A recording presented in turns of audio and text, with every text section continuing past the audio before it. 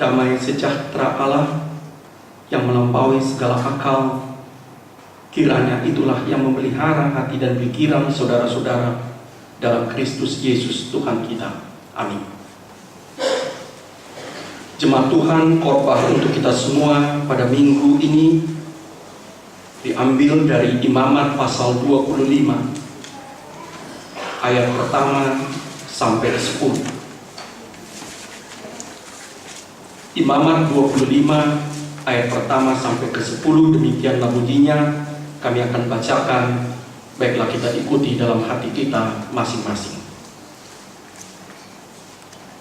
Tuhan berfirman kepada Musa di Gunung Sinai, "Berbicaralah kepada orang Israel dan katakanlah kepada mereka, apabila kamu telah masuk ke negeri yang akan kuberikan kepadamu, maka tanah itu harus mendapat perhentian sebagai sabat bagi Tuhan. 6 tahun lamanya engkau harus menaburi ladangmu, dan 6 tahun lamanya engkau harus merandingi kebun anggurmu dan mengumpulkan hasil tanah itu. Tetapi pada tahun yang ke-7 haruslah ada bagi tanah itu suatu sabat, masa perhentian penuh, suatu sabat bagi Tuhan. Ladangmu janganlah kau taburi, dan kebun anggurmu janganlah kau randingi. Dan apa yang tumbuh sendiri dari penuaianmu itu janganlah kau tuai, dan buah anggur dari pokok anggurmu yang tidak dirandingi janganlah kau petik. Tahun itu harus menjadi tahun perhentian penuh bagi tanah itu. Hasil tanah selama sabat itu haruslah menjadi makanan bagimu, yakni bagimu sendiri, bagi budakmu laki-laki, bagi budakmu perempuan, bagi orang upahan dan bagi orang asing di antaramu yang semuanya tinggal padamu, juga bagi ternakmu dan bagi binatang liar yang ada di tanahmu. Segala hasil tanah itu menjadi makanannya. Selanjutnya engkau harus menghitung 7 tahun sabat, yakni 7 kali 7 tahun, sehingga masa 7 tahun sabat itu sama dengan 49 tahun. Lalu engkau memperdengarkan bunyi sangkakala di mana-mana dalam bulan yang ke-7 pada tanggal 10 bulan itu. Pada hari pendamaian kamu harus memperdengarkan bunyi sangkakala itu di mana-mana di seluruh negeri. Kamu harus menguduskan tahun yang ke-50 dan memaklumkan kebebasan di negeri itu bagi segenap penduduknya. Itu harus menjadi tahun Yobel bagimu, dan kamu harus masing-masing pulang ke tanah miliknya dan kepada kaumnya." Sampai demikian pembacaan kita. Jemaat Tuhan, kita sebagian besar anak-anak kita sedang dalam masa liburan, masa istirahat. Dahulu kita sebut vakansi, liburan sekolah. Dan mungkin juga kita orang-orang kota, orang-orang modern sangat menikmati dan menghargai juga masa liburan, di mana kita menarik diri dari tugas, dari masalah, dari tanggung jawab untuk berlibur. Jauh hari, ribuan tahun, paling sedikit 3000 tahun yang lalu, rupanya Alkitab juga telah berkata-kata tentang masa liburan, masa istirahat. Dalam tradisi perjanjian lama, setiap sepekan atau 7 hari, maka harus ada 1 hari perhentian yang selalu disebut hari Sabat. Artinya tidak lain tak bukan hari perhentian. Umat Israel, dan bukan cuma umat Israel, seluruh pekerja mereka, bahkan ternak mereka, selama 1 hari dalam sepekan harus beristirahat.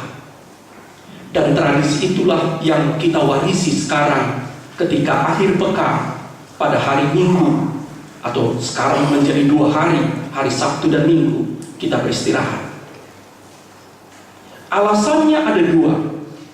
Pertama, memberi kesempatan kepada manusia dan seluruh makhluk untuk memulihkan jiwa, memulihkan raganya, dan juga memberi kesempatan kepada umat merayakan penciptaan, merayakan pembebasan yang dikaruniakan Tuhan padanya. Nanti kalau kita baca di kitab Ulangan, alasan hari Sabat itu bukan hanya pengudusan penciptaan, tetapi juga untuk mengenang perbudakan mereka di tanah Mesir. Mereka mengenang ketika mereka berlibur, mereka mengenang bahwa mereka pernah menjadi budak yang tak pernah kenal istirahat. Dan sekarang Tuhan mengaruniakan kepada mereka pembebasan. Sebab itu pada hari Sabat atau sehari dalam seminggu itu mereka merayakannya. Tetapi tradisi Israel yang kita baca tadi berkata-kata bukan hanya ada hari Sabat, tapi juga tahun Sabat. Umat Israel diperintahkan bekerja keras selama 6 tahun. Tetapi pada tahun ke-7 mereka harus berhenti dari pekerjaannya. Bukan hanya manusia, bukan hanya ternak, bahkan tanah pun diperintahkan Tuhan harus mempunyai hak beristirahat. Jadi kalau kita ingat di kampung kita dulu, orang tua kita hanya menanam padi 1 kali setahun. Sesudah itu mereka beristirahat selama kurang lebih 5 atau 6 bulan. Ada masa Sabat, masa perhentian juga bagi tanah. Umat Israel bertanya, kalau begitu dari mana kami makan? Ketika kami selama 1 tahun penuh disuruh beristirahat. Itu yang kita baca nanti kalau kita baca ayat 20 dan ayat 21. Apabila kamu bertanya apa yang akan kami makan dalam tahun yang ke-7 itu, bukankah kami tidak boleh menabur, tidak boleh mengumpulkan hasil tanah kami? Tuhan menjawabnya, maka aku akan memerintahkan berkatmu kepadamu dalam tahun yang ke-6, supaya diberinya hasil untuk 3 tahun. Tetapi pada puncaknya masa Sabat, masa istirahat itu terjadi dalam 7 kali 7 tahun, yaitu pada tahun ke-50. Pada tahun ke-50 maka umat itu diminta memperdengarkan bunyi sangkakala atau trompet di seluruh negeri. Dan mereka harus mengumumkan pembebasan para budak. Orang-orang yang sempat tergadai menjadi budak harus dikembalikan kepada kaumnya, kepada keluarganya. Hutang-hutang dihapuskan. Tanah yang sempat tergadai dikembalikan. Dan semua umat bersukaria dan kembali ke titik awal penciptaan. Itu sebuah gagasan yang sangat radikal yang mengatakan Tuhanlah sebetulnya pemilik kehidupan. Nah, sebagian dari tradisi itu sebetulnya juga kita kenal di Tanah Batak. Kita tahu dulu di kampung kita tanah tidak boleh digadai secara mutlak. Bahasa Bataknya tidak boleh don-don pade. Tanah boleh digadai karena orang menjadi kekurangan uang, kekurangan makan atau miskin. Tetapi satu saat dia berhak menebusnya kembali. Kalau di kampung kita alasannya karena tanah itu adalah milik marga, milik bersama. Tetapi di Israel karena tanah itu dianggap milik Tuhan. Dia boleh digadaikan, tetapi pada sekali dalam 50 tahun semua harus kembali ke titik awal penciptaan. Nah, tentu kita sadar zaman sudah semakin kompleks. Kita tidak mungkin menerapkan secara hurufiah apa yang terjadi dalam hari Sabat, tahun Sabat, ataupun tahun Yobel itu. Tetapi semangat Sabat, semangat perhentian, semangat pemulihan Tuhan, semangat pemulihan kehidupan masih tetap relevan bagi kita pada zaman sekarang. Nah, untuk itulah ada 3 pesan bagi kita. Justru ketika gereja HKBP juga sedang merayakan tahun Yobel, tahun Jubiliu, tahun ke-50. Apa pesan bagi kita dari Imamat 25 ini? Pertama, Tuhan memberkati kerja keras kita. Tuhan memberkati kerja keras kita. Sebab itu, marilah kita kembali bersemangat bekerja. Apakah itu di kantor, di pabrik, di pasar, di rumah, atau di jalan. Mari kita kembali semangat bekerja. Kenapa? Karena Tuhan mau memberkati pekerjaan kita. Tuhan menyuruh kita memberi kesempatan kepada kita bekerja 6 atau 5 hari sekarang dalam sepekan.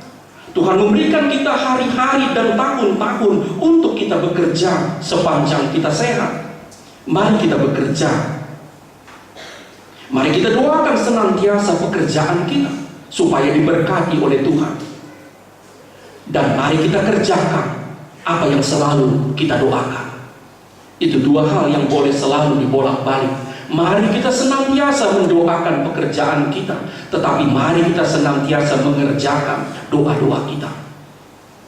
Dalam doa yang tak pernah putus, dalam iman yang tak pernah padam kepada Tuhan, kita percaya tidak ada kerja keras yang sia-sia. Mungkin 1 atau 2 kali, atau bahkan 3 kali kita gagal. Mungkin tidak semua usaha kita berbuah. Mungkin ada pekerjaan kita yang tertunda, tetapi ada satu hal yang pasti bagi kita, hidup kita tidak akan pernah gagal. Ketika kita beriman kepada Tuhan, ketika kita berdoa kepada Tuhan, memohon pertolongannya, hidup orang-orang beriman tidak pernah gagal, tidak akan pernah berakhir dalam kegagalan.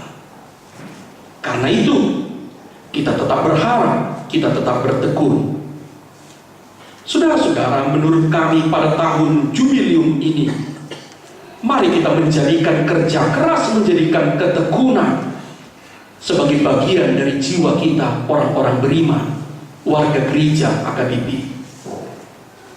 Harus bisa tanpa kita katakan, tanpa kita banyak bicara, masyarakat orang lain harus bisa melihat bahwa ketika orang beriman kepada Kristus, ketika orang menjadi anggota komunitas gereja HKBP, kita adalah orang-orang yang tak pernah kenal putus asa dalam bekerja. Kita adalah orang-orang yang selalu berjuang dalam kenyataan hidup. Kita orang-orang yang selalu bertekun, yang tak pernah mau menyerah dalam bekerja dalam hidup ini. Dan itulah persembahan kita pada Tuhan, bahwa kita adalah orang-orang yang bekerja dan bertekun. Sebab itu, pada akhirnya kita dipanggil menjadikan kerja keras dan ketekunan kita sebagai kebanggaan, sebagai jiwa kita pada Tuhan. Yang kedua, Tuhan memberi kita juga kesempatan beristirahat dan memberkati masa istirahat kita. Mesin sekalipun tidak bisa dipakai terus-terusan sebab dia akan panas dan aus, apalagi manusia. Tetapi tadi dikatakan dalam Alkitab, bahkan tanah pun tidak bisa terus-menerus dieksploitasi. Dia harus istirahat. Kami lahir dan besar di Medan. Di Sumatera Timur, perkebunan tembakau zaman dahulu tahu betul tanah itu tidak boleh terus-menerus ditanami dengan tembakau. Dia harus diistirahatkan.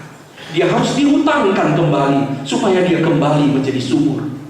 Tetapi keserakahan orang-orang modern membuat tanah tak pernah lagi mengenal istirahat. Dan akibatnya kita tahu yang ada adalah kesusahan, kehancuran alam. Saudara-saudara, karena itu selain undangan bekerja keras, Imamat 25 juga mengajak kita, mengundang kita menghargai hari istirahat. Menghargai hari istirahat. Dengan kata lain, kita dipanggil bekerja, tapi kita diingatkan jangan merusak tubuh, jangan merusak jiwa, jangan merusak tanah, jangan merusak lingkungan. Kita dipanggil bekerja keras, kita bukan orang yang bermalas-malas. Kita dipanggil bekerja keras, berjuang, bertekun dalam realitas hidup. Tapi Tuhan melarang kita merusak tubuh dan jiwa kita, merusak tanah, merusak udara. Saudara-saudara, kita yang tinggal di kota besar seperti Jakarta sekitarnya ini sudah sangat jarang melihat langit yang biru. Tetapi ketika nanti ada masa libur, langit Jakarta kembali biru. Kenapa? Karena kembali bersih, jauh dari polusi. Bagi kita yang mempunyai kesempatan berlibur ke daerah, kita masih mendapat kesempatan melihat langit yang biru, langit yang bebas dari polusi. Dan kita diingatkan bahwa rupanya bukan hanya manusia, alam pun butuh untuk beristirahat. Saudara-saudara, karena itu kita diingatkan, kenapa kita menyebut masa liburan sebagai rekreasi? Karena ketika rekreasi artinya penciptaan kembali. Ketika kita beristirahat, maka rupanya tubuh dan jiwa kita seakan diciptakan kembali, disegarkan kembali. Tapi ini menjadi tantangan bagi kita orang-orang kota pada zaman sekarang. Ada dua masalah.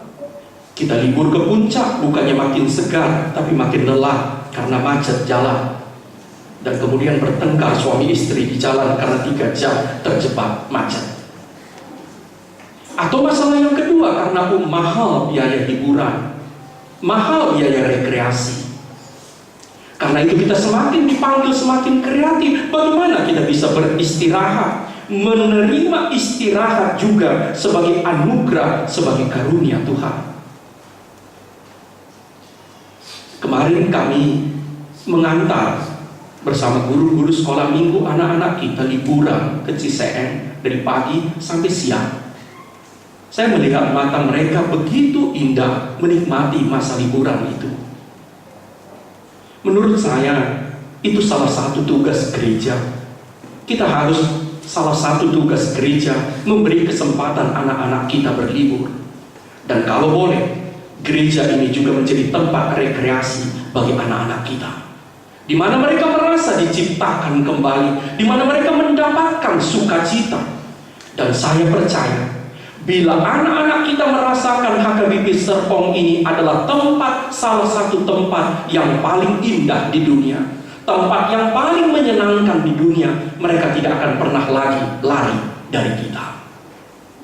Karena itu saya tidak akan bosan-bosan mengingatkan kita, mari kita buat gereja HKBP Serpong ini tempat yang paling nyaman bagi anak-anak kita.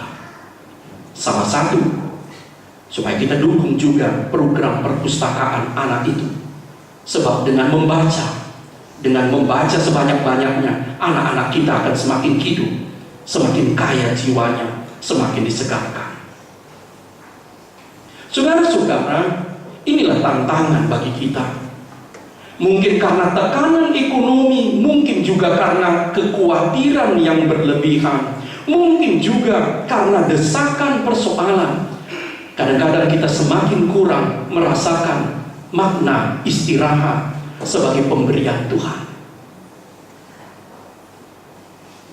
Sebagian besar kita kurang tidur.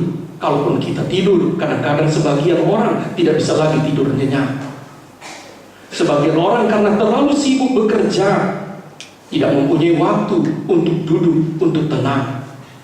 Ada waktu libur kita pakai sangat sibuk karena sudah ada menunggu sejumlah arisan, sejumlah acara ada. Saya nggak bisa bayangkan kalau terus-menerus orang-orang Kristen Barat tidak punya waktu istirahat dari Senin sampai Minggu. Apa yang terjadi dengan kita berapa tahun mendatang? Tuhan memberi kita hari istirahat. Tuhan memberikan kepada kita pada waktu-waktu tertentu masa Sabat, mari kita pakai. Dan menurut kami, pendeta-pendeta juga perlu masa Sabat. Kenapa? Karena pendeta kalau tidak mempunyai masa Sabat, dia seperti baterai yang terus-menerus dipakai, akan haus juga. Dan saya pikir jemaat juga seperti itu. Yang ketiga, apa pesan Tuhan dari Imamat 25 ini? Tuhan memanggil kita selalu merayakan kehidupan itu. Merayakan kehidupan, merayakan kebebasan, kemerdekaan, merayakan penciptaan yang dianugerahkan Tuhan pada kita. Satu inti tahun Yobel, tahun Sabat yang ke-7 adalah pemulihan. Pemulihan hubungan dengan sesama. Ketika tahun Yobel tidak ada orang lagi boleh menjadi budak. Mereka harus kembali kepada kaum, kepada keluarganya masing-masing. Kembali menjadi manusia yang mulia dan terhormat. Dengan demikianlah umat itu dipanggil untuk kembali saling mengasihi. Kita dipanggil bekerja keras. Kita dipanggil beristirahat. Dan kita dipanggil merayakan kehidupan dengan saling mengasihi, dengan saling memperhatikan. Dengan demikianlah nama Tuhan mulia di tengah-tengah kehidupan umatnya. Amin. Terima kasih Tuhan, Kau panggil kami bekerja keras. Kau berikan kami kesempatan ya Tuhan, anugerah untuk bekerja, berjuang, bertekun dalam hidup ini. Biarlah kami terima Tuhan semua kerja keras, jerih lelah, upaya-upaya kami dalam hidup ini sebagai anugerah Tuhan untuk membuat hidup kami semakin bermakna. Berkati Tuhan pekerjaan kami, profesi kami, semua upaya yang baik yang kami lakukan untuk kehidupan kami. Beri kepada kami selalu semangat, ketekunan, kegembiraan. Karuniakan kami kesehatan yang baik. Jauhkan dari kami keputusasaan ketika satu atau beberapa usaha dan pekerjaan kami belum berbuah atau tertunda atau tidak seperti yang kami harapkan. Jauhkan kami dari keputusasaan. Biar kami kembali Tuhan, kembali segar dan kembali bangkit berjuang dengan iman, dengan harapan, dengan kekuatan yang berasal dari Tuhan. Ya Tuhan, ajar kami juga menghargai masa-masa istirahat kami. Ingatkan kami Tuhan, supaya kami tidak terlalu khawatir dalam hidup ini. Supaya kami juga Tuhan mengingat kami juga butuh memulihkan raga dan jiwa kami. Kami butuh Tuhan memulihkan iman dan pengharapan kami. Karena itu ya Tuhan, karuniakanlah kami kesempatan pada waktu-waktu tertentu untuk beristirahat dengan tenang, menikmati kehidupan, mencatat berkat dan bersyukur pada Tuhan, berdoa, mendekatkan diri padamu. Berkati semua saudara-saudara kami yang sedang dalam masa liburannya, berada di tempat-tempat lain. Biarlah mereka Tuhan dapat menikmati masa liburan ini dan kembali tidak kurang satu apapun berkumpul bersama kami. Ya Tuhan, Engkau juga memanggil kami untuk merayakan hidup ini dengan saling mengasihi satu sama lain. Ya Tuhan, bantulah kami untuk terus memulihkan hubungan-hubungan kami dengan Tuhan dan dengan sesama kami, agar hidup kami semakin lengkap dengan sukacita dan bahagia. Berkati kami semua Tuhan, dan terimalah doa jemaat-Mu hanya demi nama Kristus. Amin.